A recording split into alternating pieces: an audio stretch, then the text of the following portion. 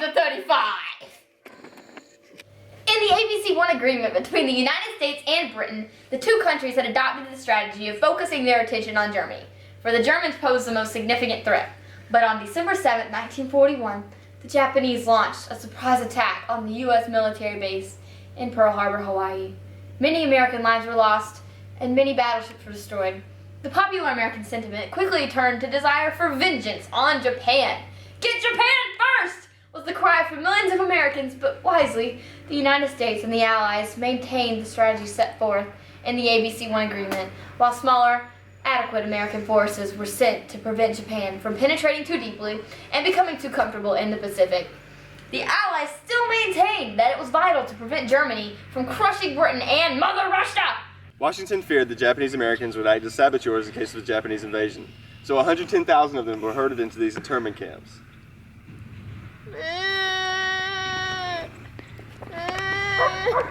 To make matters worse, Korematsu versus the United States, a Supreme Court case, upheld the constitutionality of these Japanese internment camps in 1944.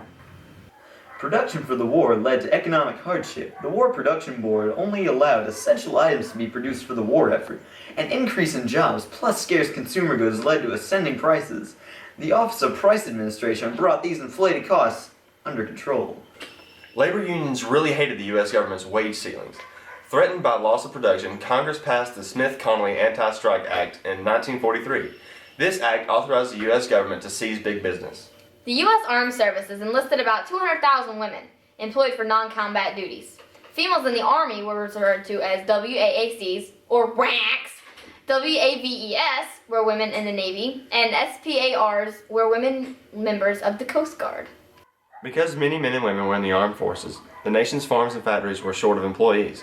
And in 1942, thousands of Mexican agricultural workers, known as braceros, were brought across the border to harvest grain crops in the western United States. During this time period, over 6 million women took up careers outside of the home because of the sudden opening of jobs previously held by men. Rosie the Riveter represented the working women in the United States during World War II. But all of these job openings were not permanent, because many women soon left the job force to mother and nurture the children born during the upcoming baby boom age. Despite Southern economic stimulus, 1.6 million blacks moved west and north to find new jobs. Black leader A. Philip Randolph threatened a huge Negro March on Washington, demanding equal opportunities for blacks in war jobs and in the military. As a result, President Roosevelt established the Fair Economic Practices Commission, also referred to as the FEPC. In general, World War II helped the blacks in their struggle for equality. Their slogan was the double V, meaning they wanted victory over dictators in other countries and victory over racism at home. CORE, also known as the Congress of Racial Equality, was founded as a militant organization for the blacks in 1942. Furthermore, membership in the National Association for the Advancement of Colored People, or NAACP, rose to around 500,000. Another group that helped out in the war effort were the Native Americans. 25,000 Native American men served in the armed forces. Their contributions were very beneficial to the Allied forces and their cause. These Native Americans transmitted radio messages between the Allied troops in their native language of Navajo, thus receiving the nickname Code Talkers. In comparison with the people in nations abroad, most Americans on the home front suffered little from World War II.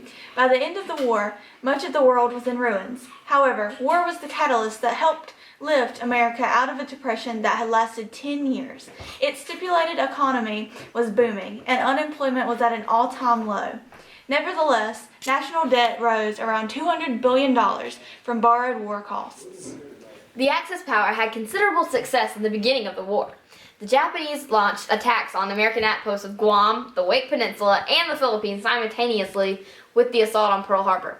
In the Philippines, General MacArthur led an American force of 20,000 accompanied with a larger force of ill-trained Filipinos.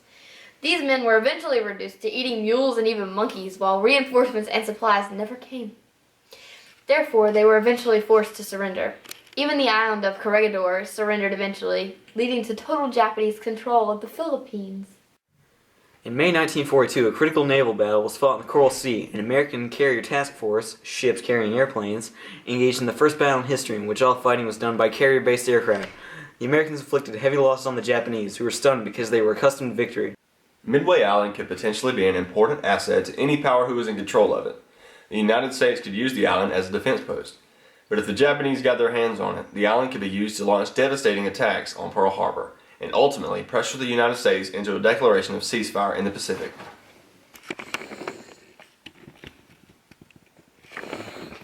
The significant battle for Midway commenced on June 3, 1942. Admiral Chester W. Nimitz directed a compact but skilled carrier force under Admiral Raymond A. Spruance against the powerful Japanese fleet. A sore retreat from the Japanese on June 6 came after the destruction of 4 of their own carriers. This battle changed the tides in Pacific warfare, and combined with the thrashing of Coral Sea, the Japanese advances were halted. Had the insatiable imperialist appetite of the Japanese finally outgrown their capabilities? The brilliant United States naval military strategy was known as leapfrogging. It involved jumping from island to island and capturing and overtaking their resources inland. This tactic was used in the Japanese islands of the Pacific Ocean.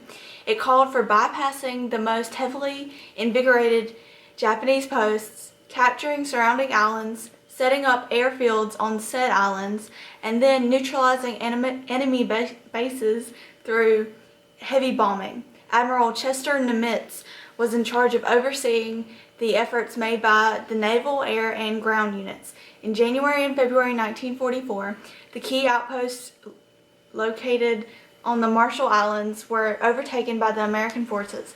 The Marianas were a very lusted after land ground, especially Guam, which had been previously conquered by the United States. From bases in the Marianas, the new American B-29s were able to heavily bomb the Japanese home islands. In June 1944, the assault on the Marianas began. Nearly 250 Japanese aircrafts were destroyed, yet only 29 American planes were lost.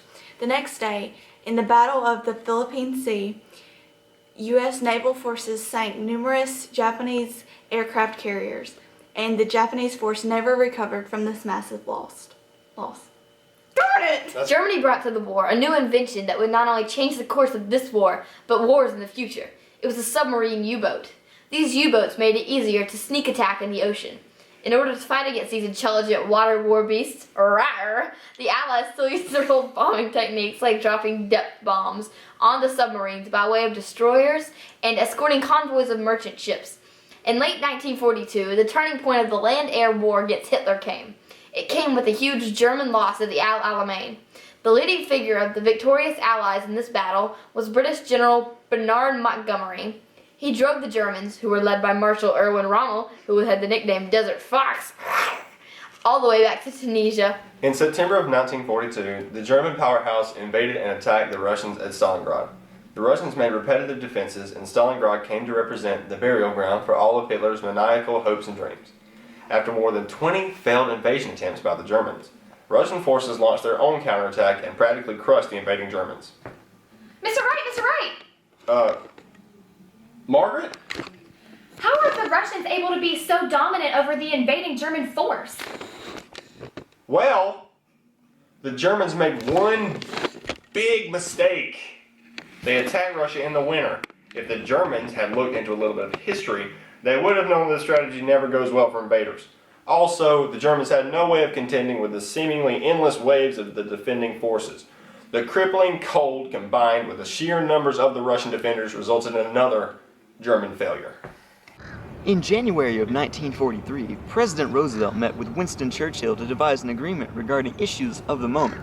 This agreement took place at Casablanca in French Morocco. There, the Big Two agreed to boost the war going on in the Pacific, to move troops and invade Sicily, Italy, to increase the pressure that the two countries have been putting on Italy, and to call for unconditional surrender from the Axis powers. By 1942, the Soviets had lost around 20 million troops. Many Americans were eager to invade France because they feared that the Soviets would make a separate peace and leave the Western Allies to face Hitler's Germany alone. The British military planners wanted to attack Hitler by going through the Mediterranean Sea. They were afraid of a frontal attack. The Americans reluctantly agreed with the British plans.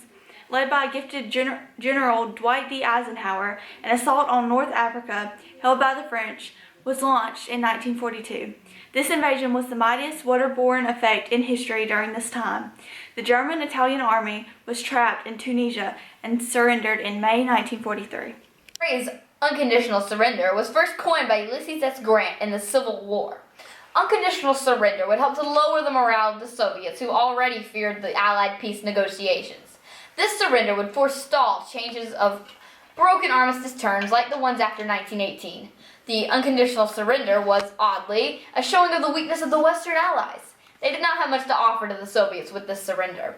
The unconditional surrender was one of the most controversial moves of the war. It tried to get the enemy to fight to the end, yet discouraged revolting for the German anti-war groups. It cannot be proved that this call for unconditional surrender either shortened or lengthened the war.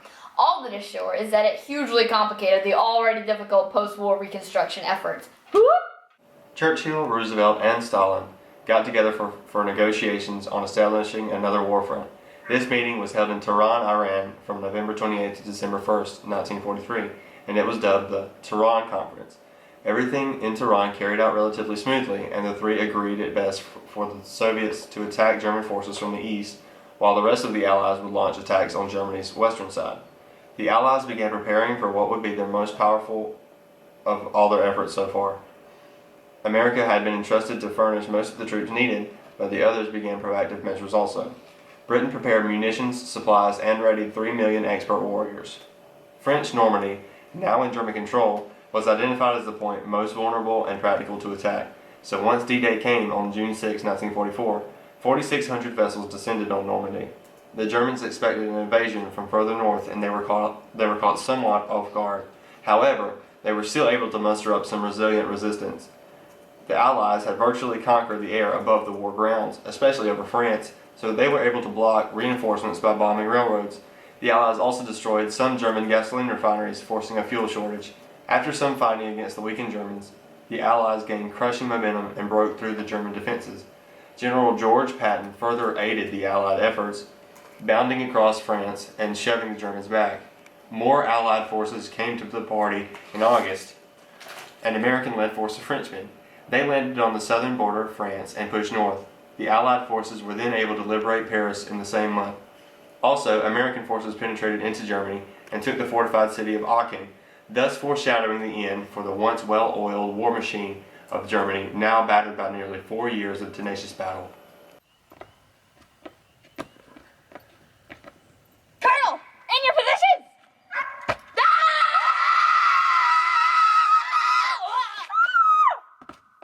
Oh no, a casualty! I think we got him. Republican candidate Thomas Dewey energetically opened the scene of the campaign of 1944, promoting that it was time for a change from Roosevelt and his New Dealism. Although Roosevelt was very consumed in the war, he was eager to show himself in the closing weeks of the campaign.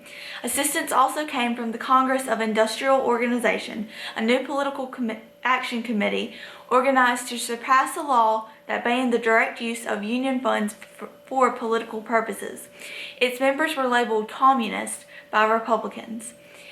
As in every one of his previous campaigns, the Democratic Roosevelt was opposed by most newspapers, which were controlled by Republican owners. He won a sweeping victory with 432 electoral votes as opposed to 99 for Dewey, because the war had been very successful. By mid-December 1944, Germany was really struggling. Since the Soviets had invaded eastern Germany and the Allies were using blockbuster bombs and around-the-clock attack methods to bomb German military areas, the Germans were having quite a few issues, to say the least. It seemed as if the Germans' western front was about to fall under the Allies' harsh military moves. So on December 16, 1944, Hitler secretly took all of his troops and hurled them against the thinly held American lines located in the foggy and snowy Ardennes forest. Oh, Germany, you guys really love to attack snowy places unprepared, don't ya? Hitler's plan was to get the Belgian port of Antwerp, which was a majorly important port to the Allies. The awestruck and surprised Americans were not ready for a battle and were pushed back by Hitler's troops, making a bold shape in the Allied lines. Finally, the 10-day attack ended with the 101st Airborne Division firm standing at the Bastion of Bastogne. That looks like baloney. Reinforcements were quickly sent, and the Germans fought a last-try battle at the Battle of the Bulge. American troops in Germany were appalled at the discovery of Nazi concentration camps, mass murdering the undesirable Jews. An estimated 6 million Jews were killed in the Holocaust. Although the U.S. government had been informed of this occurrence, it was disgracefully slow to take action. Roosevelt's administration had halted the large numbers of Jewish refugees fleeing from Hitler's Nazi regime. However, when the details of this horrific event were revealed, the world was astounded. In April 1945, Soviets captured Berlin, Germany. Adolf Hitler, German dictator, committed suicide in a safe underground bunker after quickly marrying his mistress on April 30th, 1945. Submarines and bombers inflicted severe damage on Japan. After the conquest of New Guinea, General MacArthur returned to the Philippines en route to Japan with 600 ships and 250,000 troops. In Lake Gulf, a series of 3 battles took place from October 23rd through 26, 1944, knocking out Japan's massive and powerful navy. MacArthur then landed on the main Philippine island of Luzon in January 1945, capturing Manila in March 1945. Iwo Jima, needed as a haven for damaged American bombers returned from Japan, was captured in March 1945. You're a damaged bomber. The island of Okinawa was needed for closer bases from which to blast and burn enemy cities and industries. The Americans finally captured the islands after fighting from April to June of 1945. The American Navy suffered heavy damage from the kamikaze Japanese pilots. In Berlin in July 1945, the Potsdam Conference was held. Here, Harry Truman of the U.S., Joseph Stalin of the USSR, and other British leaders met to discuss the fate of Japan. They chose to issue a stern ultimatum to Japan: surrender or be destroyed. But even though the Allied warnings, the Japanese weren't persuaded. Yet, the U.S. had a plan. They threatened to use atomic bombs on Japan. But the Japanese still didn't surrender, so on August 6, 1945, the Potsdam Promise was fulfilled when Japan was bombed.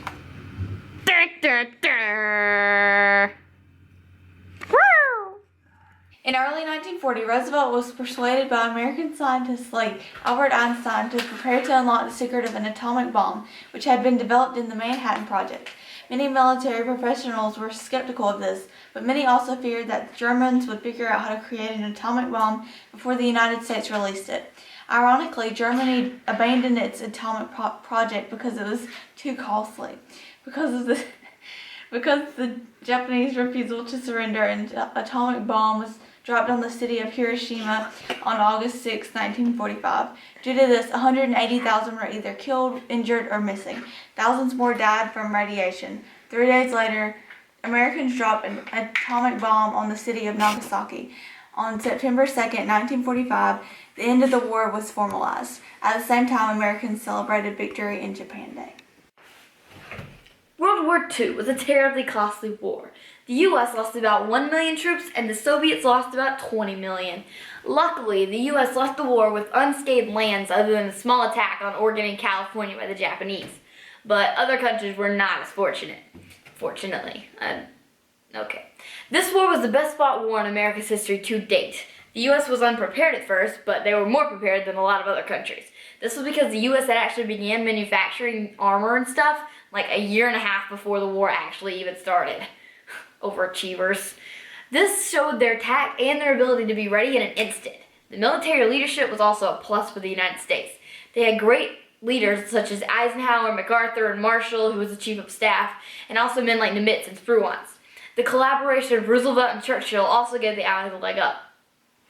America had amazing industrial backing as well, and that allowed them to readily have supplies and ammunition quicker than many of the other powers. It showed that the American way of war was more.